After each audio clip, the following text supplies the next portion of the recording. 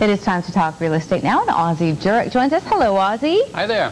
Now, we were talking earlier with Keith Baldry about how this was touted to be a housing budget, which wasn't really the case, but there were a lot of information about housing in this budget, and you're here to talk about some of those.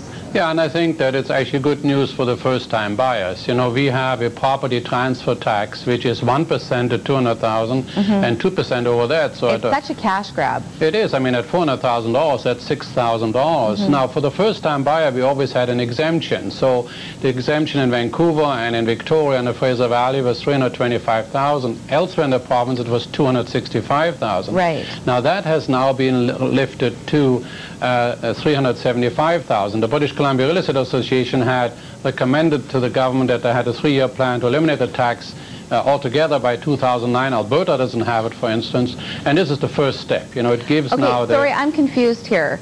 Did they propose to eliminate the property transfer tax by 2009? That's the proposal of the British Columbia Real Estate Association, and the first step that they had recommended was to lift the level to $375,000, which they have done. Okay, but the government has not promised to get rid of the... I haven't seen it, no. But, okay.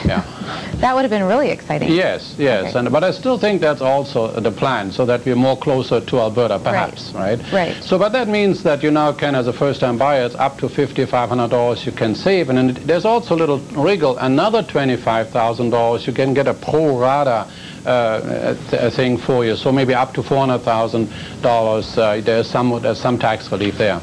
Okay, so the next thing is that now homeowners will get the homeowners grant at a much higher level, so $950,000, and you know that reflects a wartime bungalow on the west side now. So certainly the couple that's been living there for many years, they now get the homeowners grant up to that level, and that for seniors $875 and for regular homeowners $570.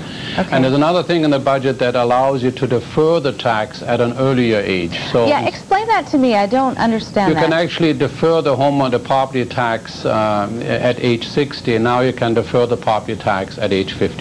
Okay, so that means you have 5-year earlier time that you don't have to pay the tax. I mean, you'll have to pay it eventually, but you don't have to pay it that particular year. So that, again, it's all little reliefs, but that accumulative together with a 10% tax cut, I think that does help alleviate some of the problems we have as house buyers in British Columbia. Okay, so you, as a realtor and someone who invests in real estate, thinks this is a fairly positive budget in that sense?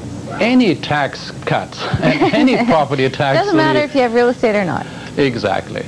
All right, Ozzie, thank you so much for that. Thanks for having me. Okay, we'll talk to you again hopefully in a couple of weeks, but if you have any more questions for Ozzie, or if you'd like to purchase a copy of his newsletter, you can check out his website, www.jurock.com. You can email him at oz@jurock.com as well.